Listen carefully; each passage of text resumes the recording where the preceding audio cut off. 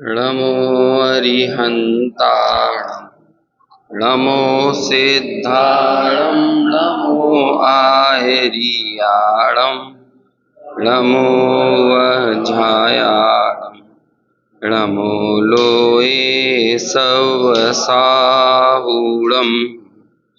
मङ्गलं भगवान् वीरो मङ्गलं गौतमो गणी मङ्गलं कुन्दकुन्दाद्यो जैनधर्मोऽस्तु मङ्गलम् सर्वमङ्गलमाङ्गल्यं सर्वकल्याणकारकं प्रधानं सर्वधर्माणां जैनं जयतु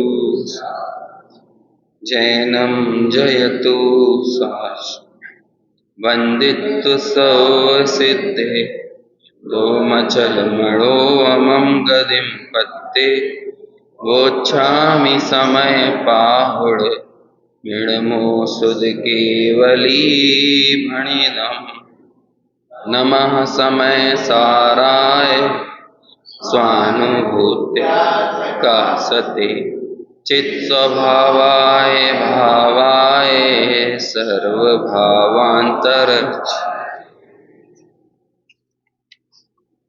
समयसार ग्रंथ में गाथा क्रमांक 13 पर और उसकी टीका पर अपनी चर्चा पूरी हो चुकी थी। भूतार्थ से जाने हुए जीवादि नवतत्व जो कहे हैं उन्हें यहाँ पर सम्यक दर्शन बताया है। आचार्य ने साथ ही ये भी कहा कि जब हम बंद स्वभाव के नज़दीक जाकर देखते हैं तो हमको ये 9 दिखाई देते हैं, लेकिन जब हम जीव के एक स्वभाव के नज़दीक जाकर देखते हैं तो वो 9 नहीं बल्कि एक ही हैं, क्योंकि सभी 9 तत्वों में जो एक कॉमन तत्व यानी जिनके कारण इन 9 तत्वों की संतति खड़ी होती है, ऐसे वो मूल तत्व तो 2 ही हैं, जीव और अजीव। उसमें अजीव तो उसका नाम ही अजीव इसलिए रखा गया है क्योंकि वो मेरे गुण धर्मों से भिन्न है। मेरे गुण धर्मों से सहित होता तो उसका नाम अजीव रखते क्यों। तो एक अजीव है और एक जीव है। अब जो अजीव है उससे तो मेरा कोई लेना देना होना नहीं चाहिए। तो जो जीव मतलब मेरा स्वयं का जो स्वभाव है, जो स्वरूप है, इन 9 तत्वों में छुपी हुई उस चैतन्य ज्योति को, उस जीवत्व को ग्रहण करना, यही एकमात्र 9 तत्वों को भूतार्थ से जानना कहा जाता है।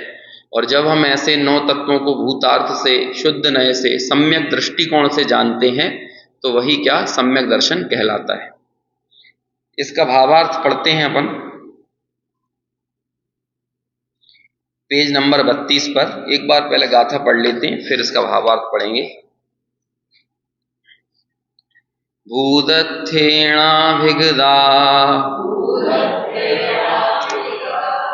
जीवा जीवाय पुण्य पावं च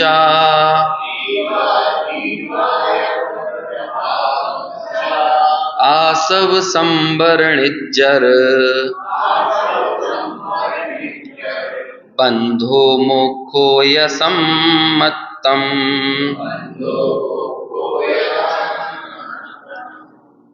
पद्यानुवाद। भूतार्थ से जाने अजीव जीव पुण्य पापरु निर्जरा आश्रव संवर बंध मोक्ति ये ही समकित जानना। अगले पेज पर आइए, 32 नंबर के पेज पर भावार्थ। इन 9 तत्वों में शुद्ध नय से देखा जाए तो जीव ही एक चैतन्य चमत्कार मात्र प्रकाश रूप प्रकट हो रहा है। इसके अतिरिक्त भिन्न भिन्न 9 तत्व कुछ भी दिखाई नहीं देते।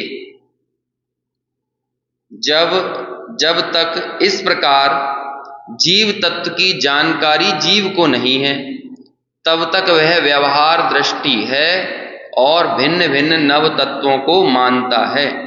हमने सारे तत्व तो देखे लेकिन उन तत्वों में हमें अपना जीवत्व ही दिखाई नहीं दिया। तो कहते ऐसा वह जीव व्यवहार दृष्टि वाला है ना, जो भूतार्थ से जानेगा, यानी जिसे सम्यक दृष्टि कहते हैं। देखो व्यवहार दृष्टि कह के आचार्य सीधे ये कह रहे हैं कि हो तो मिथ्या दृष्टि है ना, क्योंकि हम लोगों ने एक चीज पढ़ी थी परमार्थ वचनिका में, संसारी सो व्यवहारी, व्यवहारी सो संसारी। तो संसारी कौन होता है? मिथ्या दृष्टि को ही तो संसारी कहेंगे ना। वैसे तो संसारी अरहंत भगवान भी कहलाते हैं, लेकिन उनके भीतर से संसार निकल गया है, उनके भीतर संसार का एकत्व, ममत्व, कर्तृत्व, भोक्तृत्व, ऐसी चार कुबुद्धियां निकल गई हैं। लेकिन जो मिथ्या दृष्टि है वो तो बहुत गहराई तक रग रग में संसार को अपने भीतर बिठाले हुए है। एक बहुत अच्छी लाइन बोली जाती है, हम भले संसार में रहें लेकिन हम में संसार नहीं रहना चाहिए, है ना। कितनी बढ़िया लाइन है, हम संसार में भले रहें लेकिन मुझ में संसार नहीं रहना चाहिए। संसार में रहना अलग बात है और मुझ में संसार रहना एक अलग बात है। निगोदिया बनकर सिद्ध शिला में पहुंच गए तो बोलो संसार में रहे कि संसार से पार हो गए, है ना। अब वो तो लोक के ऊर्ध्व भाग में चले गए ना, तो ऐसी स्थिति में तो थोड़ा बहुत कथनचित मुक्त बोले कि नहीं बोले, कथनचित सिद्धों ने कहा जा सकता है कि नहीं। उन्हें तो कोई सी अपेक्षा से, किसी अपेक्षा से सिद्ध नहीं माना जा सकता, किसी अपेक्षा से मुक्त नहीं माना जा सकता, क्योंकि भीतर में गहराई तक जो विपरीत अभिप्राय है वो पड़ा हुआ है निगोदिया जीव के भी। ऐसे ही अरहंत भगवान हो अथवा सम्यक दृष्टि हो, चौथे गुणस्थान वाले सम्यक दृष्टि को दृष्टि मुक्त कहा जाता है। 5 तरह की मुक्ति होती है। एक तो होता है, एक कहलाता है दृष्टि मुक्त, जो चौथे गुणस्थान वाला होता है ना वो कहलाता है दृष्टि मुक्त। 5वें गुणस्थान वाला होता है अविरति मुक्त, है ना, अविरति चली गई है 5वें गुणस्थान में। फिर उसके बाद कहलाते हैं 7वें गुणस्थान से प्रमाद मुक्त, जब प्रमद, जो प्रमाद चला गया ना तो प्रमाद मुक्त 7वें गुणस्थान से।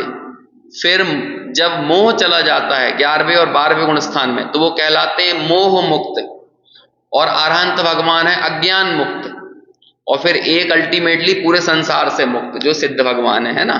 तो वो एक तरह से संसार अति सिद्ध भगवान, लेकिन संसार में ही 5 तरह की मुक्ति खड़ी हो जाती है, समझ में आया ना। तो और अविरत सम्यक दृष्टि के लिए कितने अच्छे नाम है, देखो मुनिराजों को कहते हैं सिद्धों का लघुनंदन, और अविरत सम्यक दृष्टि को भी हम ये कह सकते हैं कि नहीं, वो मुनियों का लघुनंदन है। लघुनंदन मतलब छोटा भाई। अब छोटे भाई में थोड़ी सी उत्श्रृंखलता होती है कि नहीं, थोड़ा सा मौजी स्वभाव का होता है छोटा भाई, तो ऐसे ही अविरत सम्यक दृष्टि अभी मौजी स्वभाव का तो है, लेकिन बहुत जल्दी उसे अपनी जिम्मेदारी का एहसास होने वाला है। और जिम्मेदारी का एहसास होने का मतलब क्या है, असंयम का चले जाना। जब तक जीवन में असंयम बना हुआ है तो हम बड़े गैर जिम्मेदार रवैये के साथ जी रहे हैं, समझ में आया। इसलिए देखो अविरत सम्यक दृष्टि के साथ भी बाल शब्द लगा रहता है। मिथ्या दृष्टि तो कहलाता है बाल बाल, है ना। जैसे मिथ्या दर्शन सहित कोई मर जाए तो उसे क्या बोलेंगे, बाल बाल मरण, है ना, बाल। लेकिन मिथ्या दृष्टि हो और संयम ले ले तो उसे कहते हैं बाल मरण, है ना। संयम तो लिया लेकिन कहते हैं मिथ्या दर्शन तो बना रहा ना, लेकिन सम्यक दृष्टि हो जाए तो उसे कहते हैं पंडित बाल। हाँ, थोड़ा सा पंडितपन आया लेकिन अभी भी क्या है, असंयम तो है ना अविरत सम्यक दृष्टि को, तो कौन कहलाएगा, वो पंडित बाल। लेकिन जब 6ठा 7वां गुण स्थान हो जाता है, असंयम चला जाता है, तो वो कौन कहलाने लगता है, पंडित। और जब अरहंत हो जाता है तो कौन कहलाता है, पंडित पंडित। समझ में आया। तो अभी चौथे गुण स्थान वाला गैर जिम्मेदार है, लेकिन फिर भी है तो कौन का लघुनंदन है, उसने अपना वेदन तो किया है ना, अपने आप को किसके कुल का मानता है।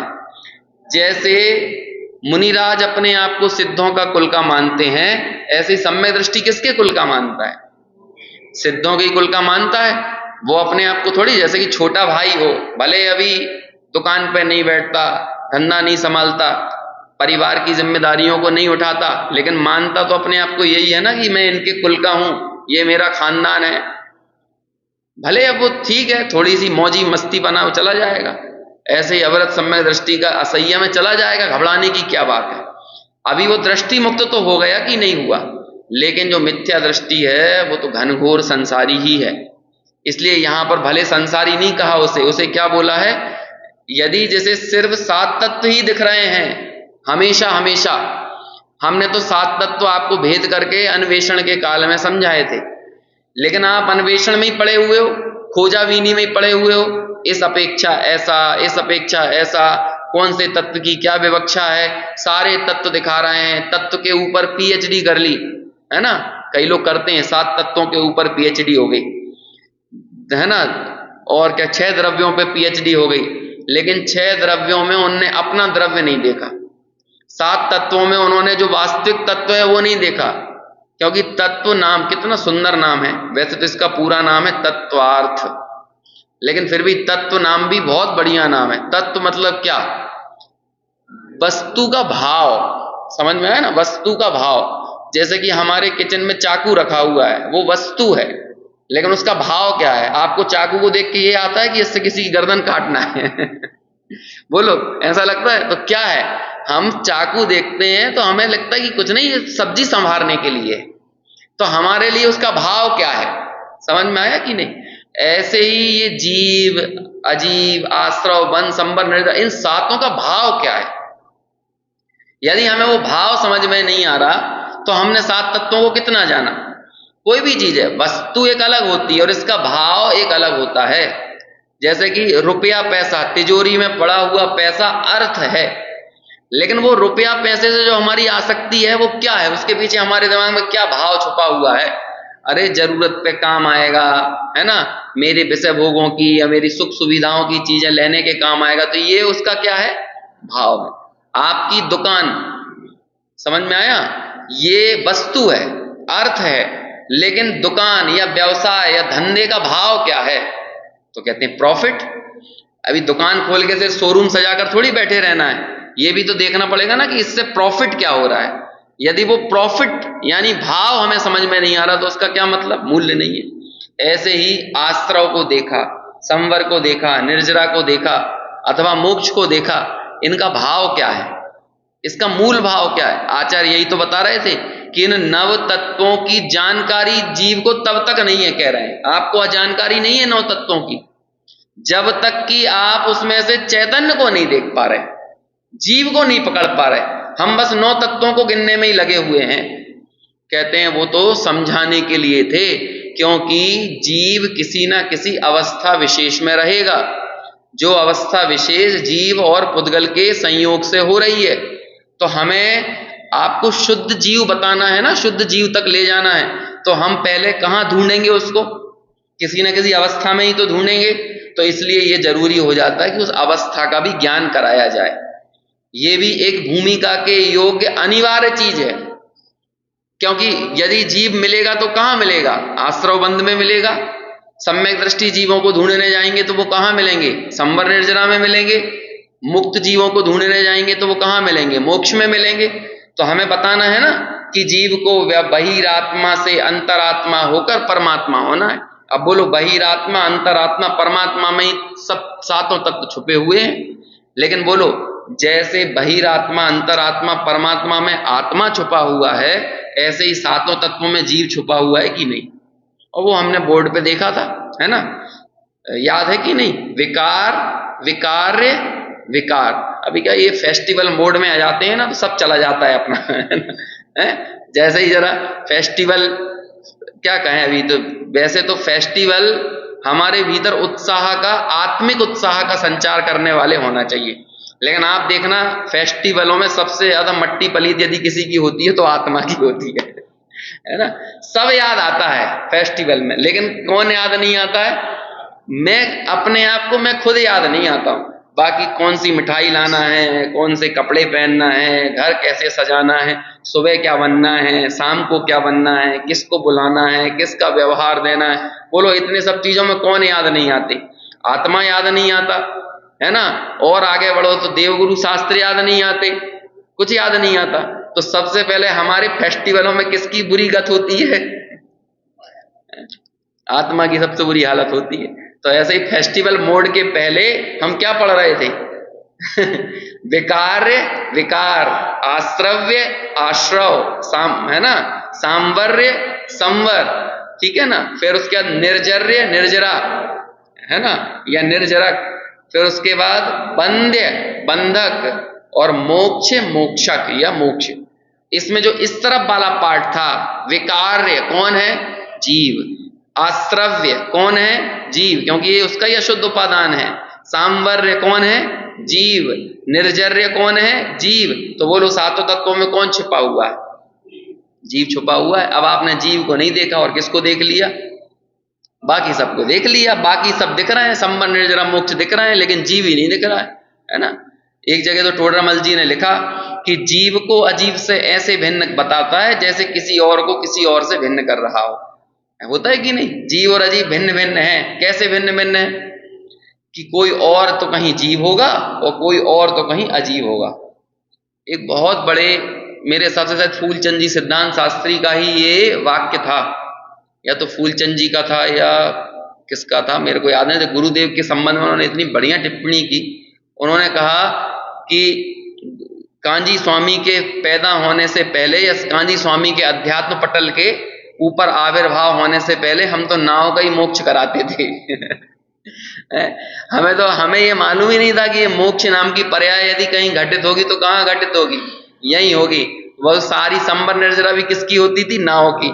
आश्रव बंध भी किसका होता था? नाव का। और मोक्ष भी कौन का हो जाता था? नाव का होता था। तो ये कौन ने बताया ये कि नव तत्वों में छुपी हुई चैतन्य ज्योति किसकी है? ये ही मैं हूं। और जब भूतार्थ से जानना क्या है कि उन 9 तत्वों में मैं दिखने लगूं, मुझे मैं दिखने लगूं, है ना। और जब मैं अकेला दिखने लगता हूं तो नव तत्व की ज्योति चली जाती है। अब अकेली नव तत्व की ज्योति नहीं जाती, अभी आगे चर्चा आने वाली है। नव तत्वों को बताने वाले साधन भी चले जाते हैं। अब नव तत्व को बताने वाले साधन कौन से हैं? प्रमाण, नय, निक्षेप, ये है कि नहीं? जैसे देखो, तत्वार्थ श्रद्धानम सम्यक दर्शनम, ठीक है, यहां से बात शुरू हुई थी। तत्वार्थ का श्रद्धान करो। फिर कौन से तत्व? तो कहने लगे जीव अजीव आश्रव बन संवर निर्जरा मोक्षास तत्वम। अब देखो ये किस लिए किया जा रहा है? ये 7 तत्व ये होते हैं अधिगम कराने के लिए। हमें तुम्हें अधिगम कराना है। अभी देखो कितने अच्छे 2 शब्द हमने पढ़ लिए हैं। तत्वार्थ सूत्र में शब्द आया था अधिगम, और अभी पिछली गाथा में शब्द आया था अभिगत। देखो कितने बढ़िया शब्द हैं। यदि इन शब्दों की गहराई के भाव को जानोगे तो बहुत मजा आएगा। क्या तत्वार्थ सूत्र काय के लिए था? अधिगम कराने के लिए। देखो बताया ना, तत्वार्थ श्रद्धानम सम्यक दर्शनम। और उसके बाद अगला सूत्र क्या था? तन्निसर्गाद अधिगमाद्वा, वो निसर्गज और अधिगमज होता है। फिर वो निसर्गज तो नाम बता दिया, मूल तो अधिगम को बताना था, क्योंकि आगे हम अधिगम बताने वाले हैं। आगे सूत्र आएगा ना, प्रमाण नय अधिगमाहा, इनका अधिगम कैसे होता है? प्रमाण और नय से। और प्रमाण और नय कहाँ खड़े होते हैं? पहले निक्षेपण करना पड़ता है। तो क्या किया था? न्यास करना पड़ता है, रखना पड़ता है। नाम स्थापना द्रव्य भाव तस् तन्यासहा, मतलब निक्षेप, प्रमाण और नय, ये तीनों चीज क्यों खड़ी हुई थी? अधिगम करने के लिए। और यहां पर क्या कर रहे हैं? भूदत्थेणा वेगदा, भूतार्थ से अभिगत किए हुए। अभिगत क्या होता है? भली प्रकार ग्रहण किए हुए। अभिगत भली प्रकार ग्रहण। अब भली प्रकार ग्रहण क्या होगा? नव तत्वों में बोलो कौन ग्रहण करने वाला है? एक हुआ जानना, है ना, अधिगम, जान रहे हैं मात्र। और दूसरी तरफ क्या हो रहा है? ग्रहण करना। बोलो 9 तत्वों में क्या ग्रहण कर सकते हैं हम? बताइए क्या ग्रहण कर सकते हैं? जिस जीव की शक्ति है, कौन सी? त्यागोपादान शून्यत्व शक्ति। ना तो वो त्याग कर सकता है और ना उपादान कर सकता है, ग्रहण कर सकता है। तो ये त्यागोपादान शून्यत्व शक्ति सिर्फ ये नहीं बताती कि मैं इस ग्रंथ का ग्रहण नहीं कर सकता, कि माइक का नहीं कर सकता, कि रुपए पैसे धंधे का नहीं कर सकता। वो क्या बताती है? निर्मल अनिर्मल पर्यायों को भी चिपका के नहीं रखता अपने साथ वो। ऐसा तत्व है ना, अरे निर्मल पर्याय आए तो आए, अनिर्मल पर्याय आए तो आए, लेकिन वे कहते हैं वो द्रव्य जो है ना, वो द्रव्य वो उन पर्यायों से चिपकेगा नहीं।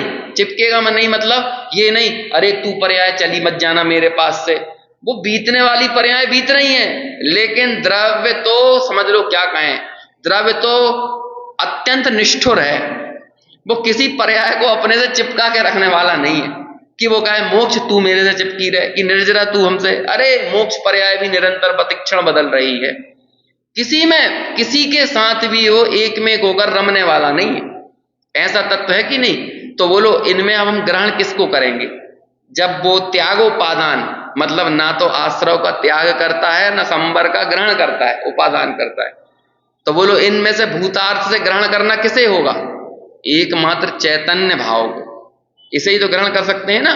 इसीलिए इसे बोला भूतद्भूतत्थेना भिगदा, भूतार्थ से अविगत किए हुए। एक एक शब्द की जब अपन गहराई में जाते हैं ना तो अपन को बहुत सारी चीजें बड़ी स्पष्ट होती हैं। ये शब्द विज्ञान जो है बड़ा अद्भुत है और सब कुछ शब्दों में ही छुपा हुआ है। इन छोटे छोटे से शब्दों को लेके बड़ी बड़ी टीकाएं बना दी, तो शब्दों का ही तो चमत्कार है कि नहीं। अभी कोई पूछे सप्त तत्व की विवक्षा तत्वार्थ सूत्र की किसकी मुख्यता से है, तो अधिगम की मुख्यता से, और नव तत्व की विवक्षा समय सार की किस अपेक्षा से है, अभिगत की मुख्यता से। तत्वार्थ सूत्र से पूछो आश्रव क्या, तो क्या बोलेगा वो, काय वांग मना कर्म योगा सा आश्रव। तत्वार्थ सूत्र ने बोल दिया ना, क्यों बोला भाई तत्वार्थ सूत्र ने ऐसा, क्योंकि उसे अधिगम करवाना है। अभी अब पूछो समय सार से कुंद कुंदाचार से पूछो आश्रव मतलब क्या, तो कराओ, तो क्या बताएंगे, मैं आश्रव नहीं क्या बताएंगे, क्योंकि हमें तो ग्रहण करवाना है ना, तो ग्रहण किसका कराएंगे, आश्रव, अरे होएगा जो होगा सो होगा, मैं आश्रव नहीं। बड़ी बात तो ये है ना, बोलो और क्या है बड़ी बात, मैं आश्रव नहीं।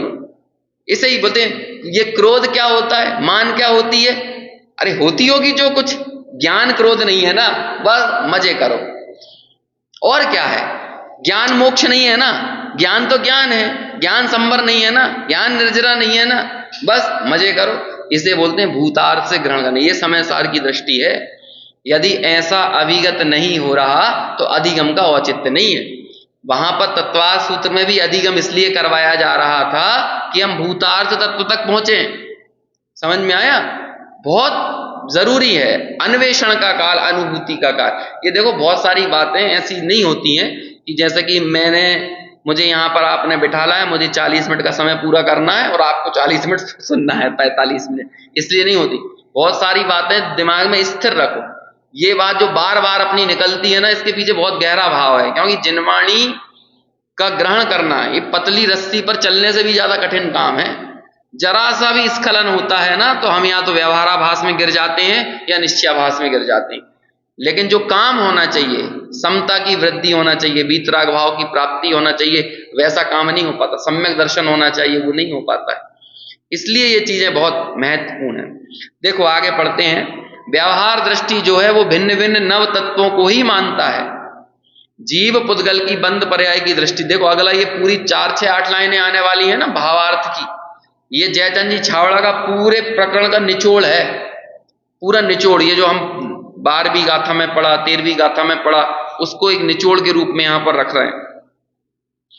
जीव पुद्गल की बंद पर्याय रूप दृष्टि से यह पदार्थ भिन्न भिन्न दिखाई देते हैं, ये 9 दिखाई देते हैं, किंतु जब शुद्ध नय से जीव पुद्गल का निज स्वरूप भिन्न भिन्न देखा जाए, हमने किसका स्वरूप भिन्न देख लिया, जीव और पुद्गल का निज स्वरूप अलग देखा और जीव का भिन्न स्वरूप अलग देखा, कि पुद्गल स्पर्श गंध वर्णात्मक है, पुद्गल अचेतन है, लेकिन दूसरी तरफ जीव चैतन्य चित्त स्वभावी है, स्पर्श गंध वर्ण से रहित है। क्योंकि सारा का सारा दृष्टि का भेद यदि कहीं करना है तो कहां करना है, इन 2 ही तत्वों में तो करना है ना, मतलब इन 2 ही द्रव्यों में, जीव पुद्गलात्मक अवस्थाओं में ही तो करना है। देखा जाए तब वे यानी पुण्य पाप आदि 7 तत्व कुछ भी वस्तु नहीं है। हमने दोनों को भिन्न देख लिया ना। अब बोलो खड़े करके बताओ, पिछली गाथा की टीका में बात आई थी, अकेला मैंने जीव रख दिया है और अकेले मैंने कर्म रख दिए।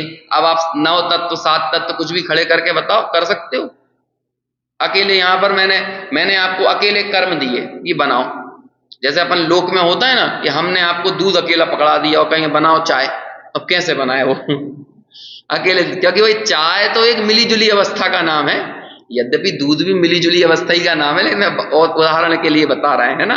आचार्यों ने भी इसी तरह से कई जगह समझाया है, पुद्गल के उदाहरण देकर जीव और पुद्गल की भिन्नता को बताया है। समझ में आया?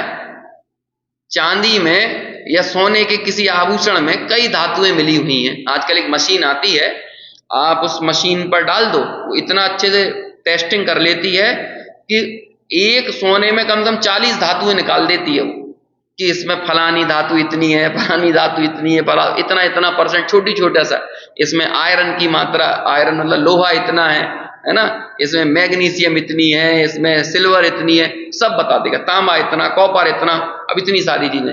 हम जब उस अखंड सोने को देख रहे थे हमें तो लग ही नहीं रहा था। ऐसा बोला जाता है कि अकेले सोने से आभूषण नहीं बन सकते, उतना लचीला और कमजोर आभूषण बनेगा यदि अकेला सोने का इस्तेमाल करो तो, क्योंकि वो पूरा शुद्ध सोना तो एकदम क्या होता है, मुलायम होता है, वो ठोसपने को धारण नहीं कर पाता है। ऐसे ही अकेले चैतन्य से ये संसार नहीं बन सकता है ना। ये जैसे कि वहां पर आभूषण रूप अवस्था नहीं बनती, ऐसे ही अकेले चैतन्य से ये संसार रूप अवस्था नहीं बन सकती है। अकेले चैतन्य से नवतत्व नहीं बन सकते हैं, अकेले कर्मों से नवतत्व नहीं बन सकते। इन्हें बनाना है तो क्या करना पड़ेगा, बंध पर्याय का होना बहुत जरूरी है। लेकिन अब हमें दृष्टि की भिन्नता क्या करना है, कीमत काय की चुकाते हैं। भले आभूषण ले लिया, अभी जाओ आभूषण गलवाने अपना, बोलो काय का पैसा मिलेगा अपन को, वहां पे जितना परसेंट सोना निकलेगा ना उसका पैसा देगा वो। ये बैंक वाले होते हैं ना, तो क्या करते हैं कि कोई उठाने नहीं आया, गोल्ड लोन लेके चला गया, उठाने नहीं आया, तो क्या करेंगे वो बैंक वाले, वो जाएंगे उसे देंगे सुनार वनार को, तो उसके बाद वो क्या करेगा, गला के उस आभूषण को ऐसा गुट्टा बना के दे देता है, लो रख लो, और वो अपने बैंक में बस वो गुट्टा रख लेते हैं जो सोने का गुट्टा रहता है ना, उनके लिए उस आभूषण की चमक दमक की कोई कीमत नहीं है, उनके लिए तो किसकी कीमत है, वो जो थोड़ा सा, पहले तो इतना बड़ा अच्छा हार दिख रहा था और बाद में जब उसको गला दिया तो ऐसा एक गोल सा गुट्टा बन के जाता है। अभी कोई व्यक्ति जिसे सोने की कदर ना हो और अवस्थाओं में उलझा हुआ हो, तो वहां तो कितनी बढ़िया चमक दमक वाली पहली अवस्थाएं थी, कितना सुंदर लग रहा था, लेकिन उन बैंक वालों की दृष्टि नहीं है उस पर, उनकी द्रव्य दृष्टि है समझ में आया ना, मूल द्रव्य पे दृष्टि है उनकी, उनकी पर्याय दृष्टि नहीं है। ये पर्याय दृष्टि तो घर की महिलाओं की होती है, समझ में आया ना, जो आभूषण के प्रति अत्यंत आसक्त होती हैं, वो ये देखेंगे कि यार इतना अच्छा हार था, हमारी सासू जी ने दिया था, कि हमारी मम्मी जी ने दिया था, कि इनने दिया उनने दिया। लेकिन वो जो बैंक वाला होगा, या घर में कई पुरुष भी होते हैं, वो भी, महिलाएं ये सोचती रहती मेरे पे इतने हार इतने हार, और वो घर में जो पुरुष है ना वो सोचता मुझ पे इतना तोला सोना, समझ में, वो क्या सोच रहा है, सोने पे दृष्टि है, क्योंकि सोने के बगैर बाकी सर्व अवस्थाएं बन नहीं सकती हैं। समझ में आया ना, मूल द्रव्य क्या है, ऐसे ही ये नव तत्वों में मूल द्रव्य क्या है और मेरा क्या है, मैं क्या है। मैं और मेरा का संबंध अजीव के साथ स्थापित नहीं होगा, पुद्गल के साथ नहीं होगा, मैं और मेरे का सारा संबंध किससे बनेगा, चैतन्य चैतन्य चैतन्य है ना, जीव तत्व से। वो जीव तत्व को जब देखा तो नौ तत्व कुछ दिखते नहीं है, नौ के नौ तत्व क्या हो जाते हैं, अभूतार्थ हो जाते हैं। वे निमित्त नैमित्तिक भाव से हुए थे, इसलिए जब वह निमित्त नैमित्तिक भाव मिट गया तब जीव पुद्गल भिन्न भिन्न होने से अन्य कोई वस्तु यानी पदार्थ सिद्ध नहीं हो सकती। वस्तु तो द्रव्य है और द्रव्य का निज भाव द्रव्य के साथ ही रहता है। देखो कितना बढ़िया लाइन, द्रव्य का निज भाव द्रव्य के साथ ही रहता है तथा निमित्त नैमित्तिक भाव का तो अभाव ही होता है। जब भी, ये एकदम मंत्र वाली लाइन है, जहां जहां भी निमित्त नैमित्तिक संबंध दिखे ये सोच लेना ये जाएगा ये जाएगा ये जाएगा जब भी देखे, जब भी आपको लगता है ना, अभी क्या बताएं, सब नजरिए नजरिए का खेल है। देखो एक आदमी जैसे कर्तृत्व का अहंकार होता है ना, वो क्या बोलेगा निमित्त को देख के, निमित्त तो है, निमित्त तो है, ऐसा बोलेगा कि नहीं। जैसे कर्तृत्व का अहंकार हो और जिसकी दृष्टि द्रव्य पे हो तो वो क्या बोलेगा, निमित्त ही तो है देखो शब्द वो ही बोल रहे हैं, लेकिन आपका भजन आ जाएगा, भजन, समझ में आया ना, कर्तृत्व वाले। अभी देखो अपन जैसे स्वाध्यायी समाज में है ना, और गैर स्वाध्यायी में, अभी मैं स्वाध्यायी समाज इस्तेमाल कर रहा हूं, मैं निश्चय और व्यवहार ये इस्तेमाल नहीं कर रहा कि निश्चय वाले और व्यवहार वाले, क्योंकि भाई निश्चय वाले ना निश्चय वाले ना व्यवहार वाले व्यवहार वाले, है ना। देखो आत्मार्थी हो तो निश्चय व्यवहार दोनों ही घट जाएंगे उसमें, और आत्मार्थी ना हो तो निश्चय व्यवहार कुछ नहीं घटने वाला उसमें। समझ में आया? ये समझ लो, एक थोड़ा सा स्वाध्याय वाले हैं, स्वाध्याय की रुचि वाले हैं, और एक थोड़ा सा गैर स्वाध्याय अन्य किसी क्रियाओं वाले हैं। तो वो लोग ये कहेंगे निमित्त तो है कि नहीं, निमित्त से हो तो रहा है कि नहीं, निमित्त मानोगे कि नहीं। तो अपन क्या बोलेंगे, वो निमित्त पे इतना जोर दे रहा है, निमित्त तो है, निमित्त तो है। लेकिन अपन क्या कहेंगे, अरे निमित्त ही तो है निमित्त है मतलब क्या, मतलब निमित्त ही तो है मतलब क्या, अरे जिसका अभाव ही होना है, जिसका निश्चित तौर पर क्या होना है, अभाव ही होना है। क्योंकि देखो कितनी अच्छी बात कही, जब वह निमित्त नैमित्तिक भाव मिट गया तब जीव पुद्गल भिन्न भिन्न होने से अन्य कोई वस्तु सिद्ध नहीं हो सकती। जब वो निमित्त नैमित्तिक भाव चला गया तो दूसरी वस्तु सिद्ध होगी। जैसे मान के चलो बाई ने रोटी बनाई, अभी ये रोटी बनाने रूप क्रिया कब मानी जाएगी, निमित्त कब माना जाएगा, जब रोटी बन गई तभी तो मानोगे ना, रोटी बन गई। अभी रोटी ही ना हो तब बताओ बना के, तब निमित्त नैमित्तिक भाव घटित करके बताओ। फिर बाद में वो चिल्लाने लगे, भाई हम ना होते तो रोटी बना के दिखाओ, हम ना होते। एक काम करना, भाई से ठीक है तू कल आ और रोटी बना। अब आके खड़ी हो गई वो, कल बना रोटी नहीं, तू ना होती तो रोटी नहीं बनती ना, तू अरे कल बहुत क्या कहते हैं उसे, अपनी चलता हुआ भाषा में गर्रा रही थी बहुत, है ना अब बना के बता, रोटी बना। तो फिर क्या बोलेगी, आटा तो दो तब बनाएंगे ना, हाँ चल ले आटा ले, बना रोटी, अब बना। कि पटा तो दो बेलन तो दो, आग तो दो, क्यों कल तो कह रही थी तेरे बिना तो बन नहीं सकती है, तो तू बना दे। अरे भाई निमित्त ही तो है, और क्या है, निमित्त तो अनेक सहकारी कारणों को सबको निमित्त नाम दे देते हैं। अब करें क्या, उपस्थिति थी तो देना पड़ा नाम। ऐसे ही ये नव तत्व की संतति निमित्त नैमित्तिक भाव है। तो क्या कह रहे हैं, जीव ना हो, खड़े करके बताओ नौ तत्व। देखो सब दृष्टि दृष्टि का कमाल है, और आगे ये चीज अपन को इतनी मिलने वाली है हद से ज्यादा, सर्व विशुद्ध ज्ञान अधिकार तक ये चीज पीछे नहीं छोड़ने वाली कि भैया निमित्त नैमित्तिक भाव में क्यों कर्ता कर्म स्थापित करते हो, निमित्त नैमित्तिक भाव में क्यों एकत्व स्थापित करते हो, निमित्त नैमित्तिक में क्यों ममत्व बनते हो, निमित्त ही तो है इतनी सी तो बात है। आपको उदाहरण दें एक, अच्छा देखो पेज नंबर निकालिए, 150 नंबर का पेज, देखो पेज नंबर भी बहुत अच्छा है। 81 नंबर की गाथा पढ़ो। देखो जैसे चलो ये 3 गाथाओं का सेट है पूरा, 80, 81 और 82, है ना। देखो यहां पे क्या बोलते हैं, मैं पढ़ देता हूं, हिंदी पढ़ते हैं अपन, है ना। जीव भाव हेतु पाए, नहीं लय बदल गई,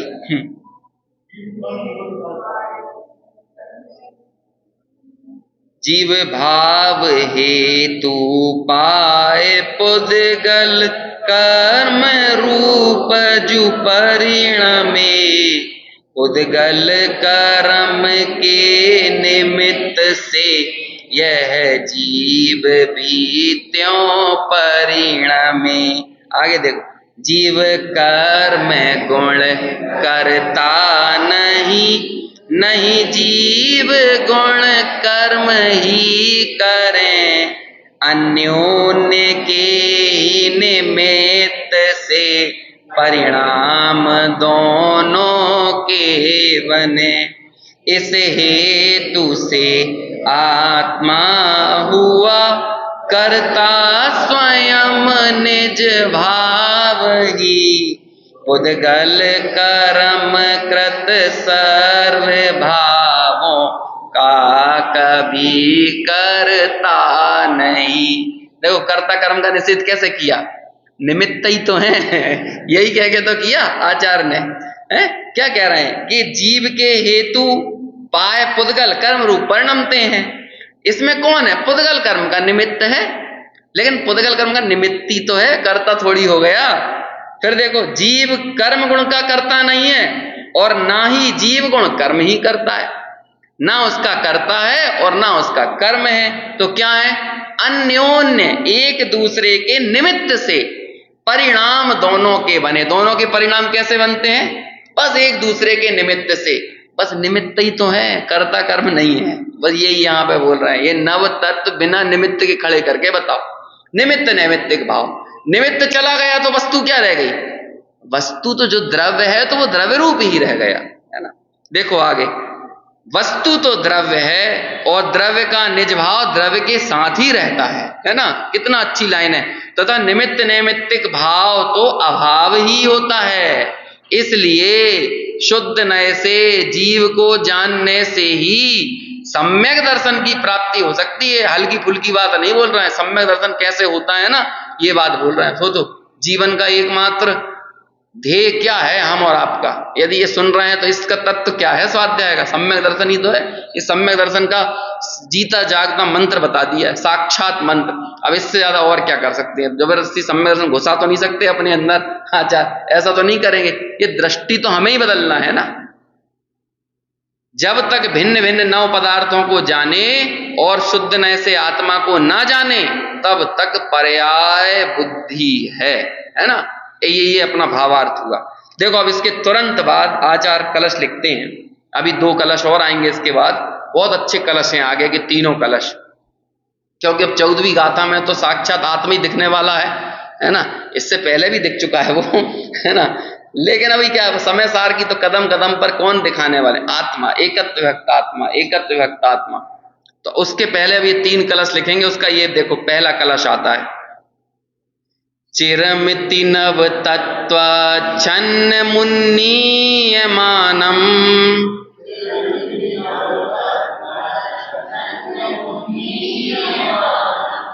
कनकमिव निमग्नं वर्णमाला कलापे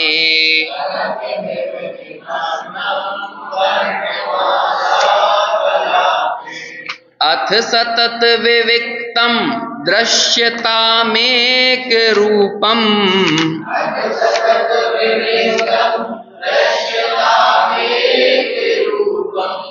प्रतिपदमिदमात्मा ज्योतिरोद्योतमानम्।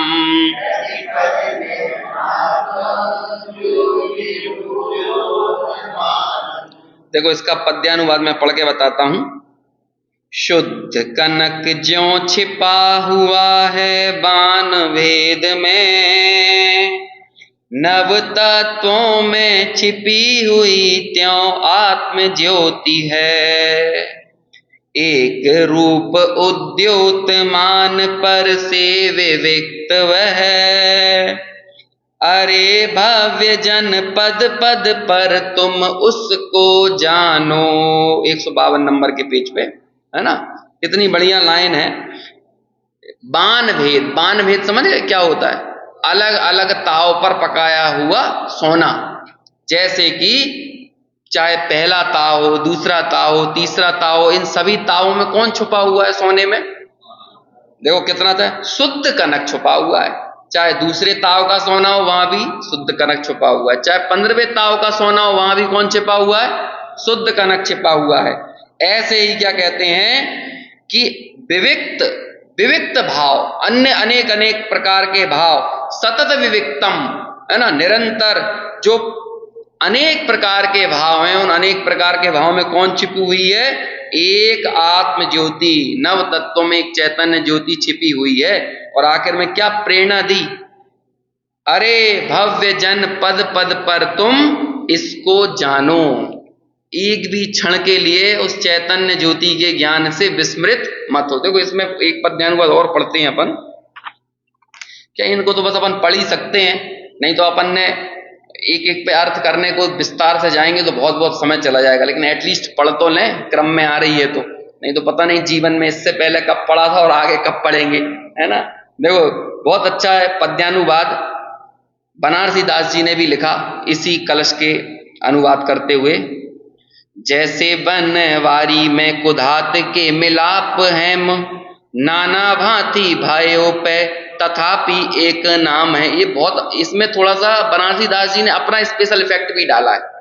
जैसे कि यहाँ पर मूल कलश में सुनार वाली, या वो क्या कहलाता है, जौहरी वाली बात नहीं आई है कि जैसे जौहरी अलग अलग ताव पर पड़े हुए सोने में किट्ट कालीमा का मूल्य नहीं चुकाता, वो किसे देख लेता है? वो सोने को देख लेता। ऐसे ही शुद्ध नय की दृष्टि वाले जो जौहरी होते हैं वो क्या कर लेते हैं? वो विभिन्न नव तत्वों में किसे देख लेते हैं? वो एक चैतन्य ज्योति को देख लेते हैं। और जो चैतन्य ज्योति को नहीं पकड़ पाते, अन्य सामान्य जन, जैसे उन्हें तो किट्ट कालीमा ही दिख रही है, उन्हें सोना नहीं दिख रहा, तो ऐसे ही जो अन्य जगत के जीव में उन्हें नौ तत्व तो दिखते रहते हैं लेकिन आत्मा नहीं दिखता है। जैसे बनवारी में कुधात के मिलाप हेम, नाना भांति भयो पे तथापि एक नाम है। कसी के कसौटी लीकू निरख सराफ ताही। देखो कितनी अच्छी लाइन है। अच्छी कसौटी पे कस के क्या कर लेता है? निरख लेता है, देख लेता है। सराफ ताही, उस किट्ट कालीमा के बीच में सोने को सराफ, सराफ यानी जो ही जौहरी सोनार, वो देख लेता है। बान के प्रवान करी ले तू दे तू दाम है। अब वो लेन देन किसके हिसाब से करता है? किट्ट कालीमा के हिसाब से कि सोने को देख के? ये बोलते हैं बान के प्रवान करी, कि बान मान मतलब वो किट्ट कालीमा नहीं देखता बल्कि मूल जो सोना है उसे देख के प्रवान करी ले तू दे तू दाम है, वो रुपया पैसा देगा तो उस सोने को देख कर करेगा। तैसे ही अनादि पुद्गल सो संजोगी जीव। क्या हुआ है? धीरे धीरे आराम आराम से पढ़ो तो अर्थ समझ में आ रहा है ना। अर्थ बताने तो जरूरत तो नहीं है, आपको आ रही है समझ में, है ना, धीरे बोलने पे। तैसे ही अनादि पुद्गल सो संजोगी जीव, नव तत्व रूप में अरूपी महाधाम है। तो धैर्य से पढ़ो तो सब समझ में आता है। अपन क्या जल्दी जल्दी फिलो फिलो में पढ़ जाते हैं ना, तो अपन वो डेली जो पूजा पढ़ रहा है ना शुद्ध हिंदी में लिखी, वो भी समझ में नहीं आती। दर्शन पाठ पढ़ता पढ़ता उम्र बीत गई आदमी की, लेकिन दर्शन पाठ का जो शुद्ध हिंदी पढ़ रहा है ना उसका मतलब ही समझ में नहीं आता। एक बार दर्शन पाठ पढ़ तो लो सही से। ऐसे पढ़ लेते हैं शरीर में खुजली करते हुए, द्रव्यों को सुधारते हुए, दर्शन पाठ पढ़ा जाता है लोगों का। देखो इसे आराम से पढ़ो, सब समझ में आता है। नव तत्व में अरूपी, क्या है? नव तत्व रूप में अरूपी महाधाम है। महाधाम बोलो, आजकल कितने धाम बन रहे हैं? चैतन्य धाम, है ना, और क्या कहते हैं, समझ लो, कहीं आयतन लगा हुआ है, कहीं धाम लगा हुआ है, ध्रुव धाम, चैतन्य धाम, है ना, मंगलायतन, ज्ञानायतन, ये सब कहाँ पे है? मंगलायतन कहाँ है? कहाँ है मंगलायतन? अरे मंगल का आयतन कहाँ पे है? कौन से जिले में है मंगलायतन? कौन से जिले में ज्ञानायतन? कौन से जिले में है ध्रुव धाम?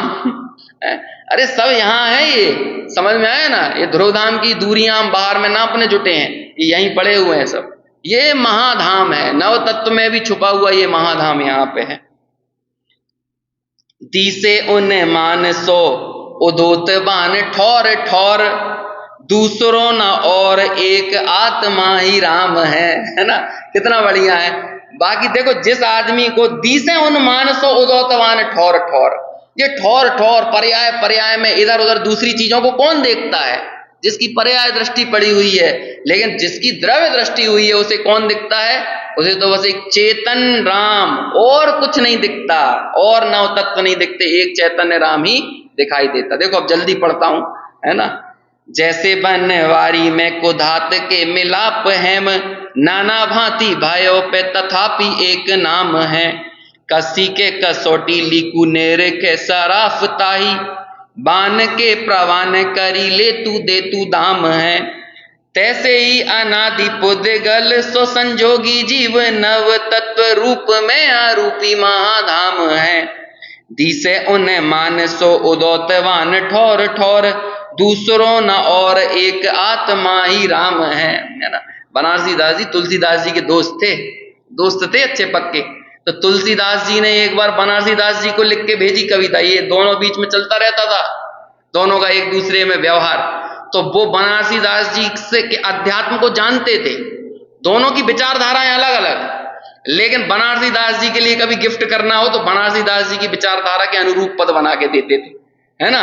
और बनारसी दास जी ने उनको पद बना के दिया, कहते देखो असली रामचरितमानस क्या होती है, तो उन्होंने एक पूरा रामचरितमानस का छंद बनाया, उसमें सब कि रावण कौन है ना, कि सीता कौन है, कि लक्ष्मण कौन है, ऐसा उन्होंने पद बना के दिया और उसमें सब बताया कि भैया ये सारी रामायण यहीं घट रही है, यहीं पर रावण अपना विपरीत अभिप्राय वही रावण है, समझ में आया ना। और एक चैतन्य राम, जैसे रामायण में एक राम ही समाये हुए हैं, ऐसा ही इस पूरी ये यहाँ चलने वाली कर्म और पुद्गल और जीव के बीच की संघर्ष में एक चैतन्य राम ही समाया हुआ है। तो जैसे वो चैतन्य राम दिखने लगता है, उसे और दूसरा कोई दिखाई नहीं देता। देखो इसका श्लोकार्थ, सामान्य श्लोकार्थ पढ़ लेते हैं और भावार्थ पढ़ के अभी बात पूरी करेंगे। इस प्रकार नव तत्वों में बहुत समय से छुपी हुई है आत्म ज्योति शुद्ध नय से बाहर निकालकर प्रकट की गई है। अब वैसे मन तो कर रहा था कि पद पद का अर्थ करें, लेकिन अभी समय नहीं है, इसलिए अपन सीधे पढ़ लेते हैं।